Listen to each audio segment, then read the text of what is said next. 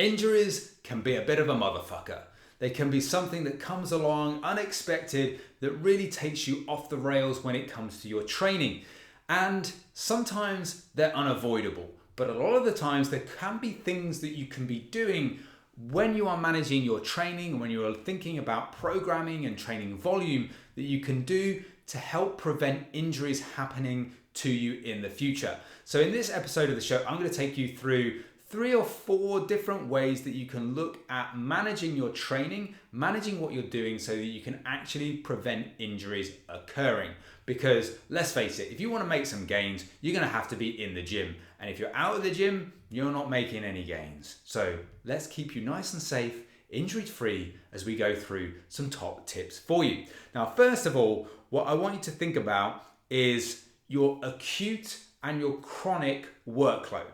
Now, what I mean by that, so acute is what I would define as what happens in a specific workout. That's acute, what's happening then and there.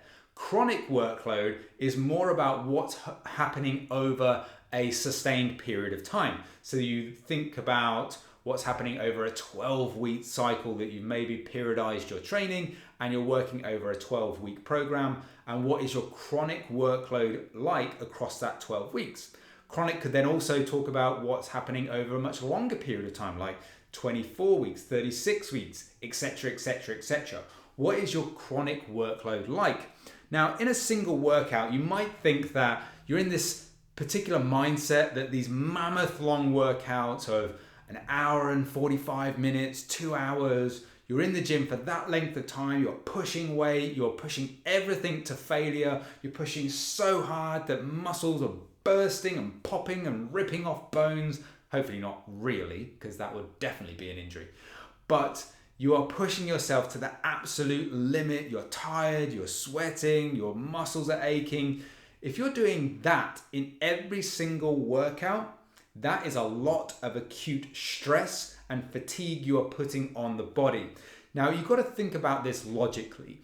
You start off in a workout, you're maybe doing some heavier compound movements early on in that workout, and that's great. You've got lots of energy, you feel fresh, you can put all of your efforts into those particular movements. But if you're doing a 2-hour freaking workout, what is your fatigue level and your ability to maintain good form and your ability to avoid injury like in the latter stages of that particular workout? What is it going to be like when you are in that fatigue state where your muscles have been worked very hard over a number of different exercises? Are you realistically going to be able to give your all to those latter exercises? Let's say, for example, you do some complex movements. Are you really going to be as risk-free of injury as if you would if you weren't doing such a fatiguing level of exercise? So think about that. Think about the fatigue, the load, and the movement. And all of those things are really going to add up to a greater risk of injury. So if you think about it like a little bit of a mathematical equation, is you've got fatigue plus load plus movement is going to be risk of injury. So the more fatigue you have, and then with fatigue, the more load you have. And with fatigue and load, if you start moving, then that is going to increase your risk of injury. So if you want to manage that risk of injury, you've got to manage what you're doing within each workout to make it freaking sensible. So think about those different things. And when it comes to like chronic levels of workload, you got to think about, well, what's the stress on the joints? What's the stress on all of the muscles, the ligaments, all of those different sorts of things? How much stress are you putting on that? For example, you can lift heavy and shift a lot of weight and build muscle, but can your joints take that week after week, day after day? Can they take that level of stress? Maybe when you're younger, you can take more stress than when you're a little bit older, like me. Not that I'm ancient, but I'm older. So think about planning in regular deloads, making sure that recovery and allowing your joints, your muscles to rest and recover is an important part of the process. Those periods of not training are almost as important as those periods of training. Obviously, you have to push yourself hard to some degree, but you've got to manage that level of acute and chronic workload so that you're not overtraining, so that you're not pushing past the point at which you can recover successfully from those specific workouts, but also you're not running yourself into the ground every 12 weeks, 24 weeks, every year. You're not ramming yourself into the ground and kind of just the injury thing becoming a ticking time bomb that's just waiting to go off. The other thing to do is managing those stress levels. That's probably kind of linked in with all this chronic workload, is that you're constantly putting a stress on the body. Training is a stressor, but you need that to some degree. If you are not putting the body and the muscle under stress, then there's no reason for it to grow. There's no reason for it to change and to adapt. So you do have to push hard to a certain degree in your training, and you do have to create that stress on the body. But again, pushing it too far is going to mean that you're not going to be able to recover. Too stressed, overtraining, all of those different sorts of things. Under recovering is not going to allow you to make the most possible progress that you can.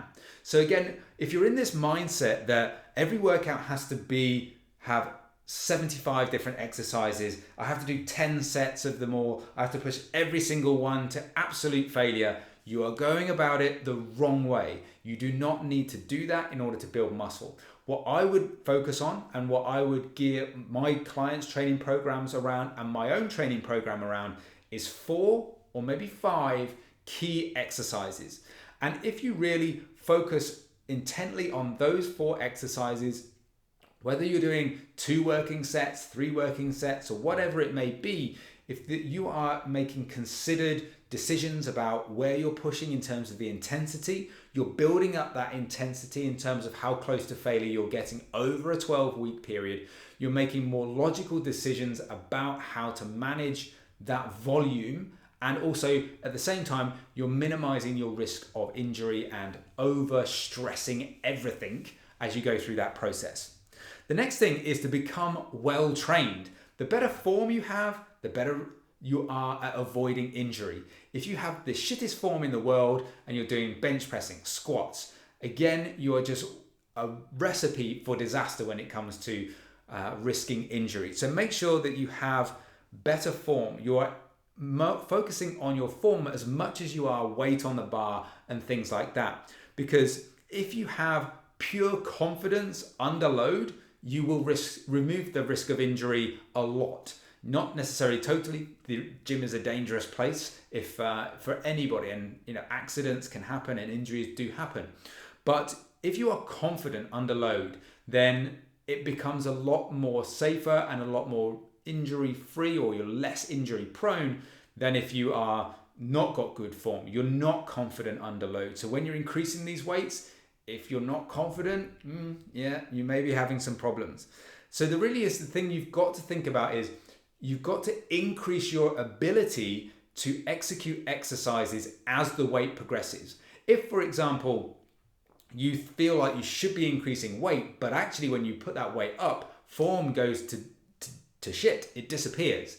Again, maybe you need to work on form a little bit more before you push that weight. So only progress weight when your skill level and your ability to manage that load well is also increasing. That's a crucial point to remember.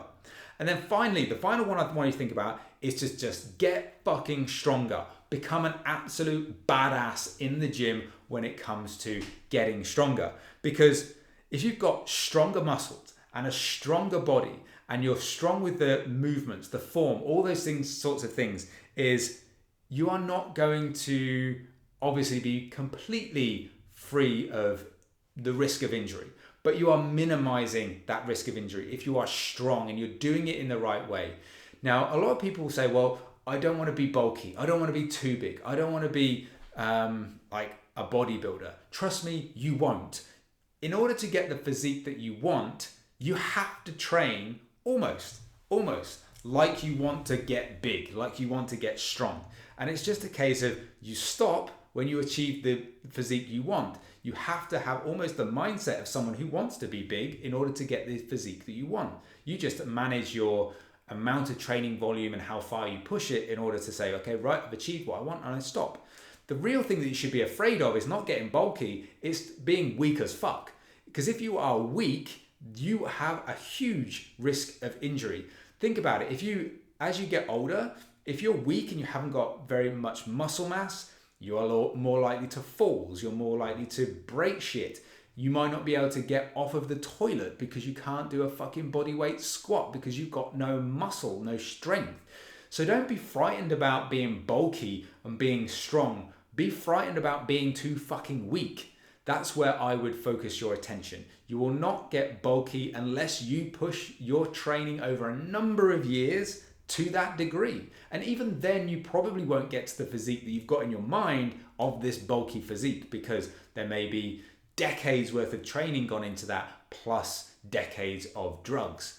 So think about those things. They're your 4 key things that you want to think about when it comes to managing your risk of injury. So the first of all being your acute and chronic workload. Make sure you are making consciously good decisions about managing that. Then manage the stress, manage the possibilities of overtraining and under-recovering.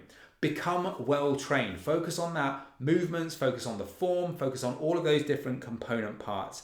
And then you want to focus on getting stronger. You want to be a badass. Get yourself on that freaking gain train. Get yourself on that gain train so that you can actually be stronger, be confident, and you can actually move weight and remove much of the risk of injury that you might be facing if you don't do those sorts of things. So I hope this episode of the show was really helpful for you. If you want to start minimizing your risk of injury, that's 4 simple things that you can implement in your training programming as you move forward. Now, if you did enjoy this episode of the show, I would love to hear from you.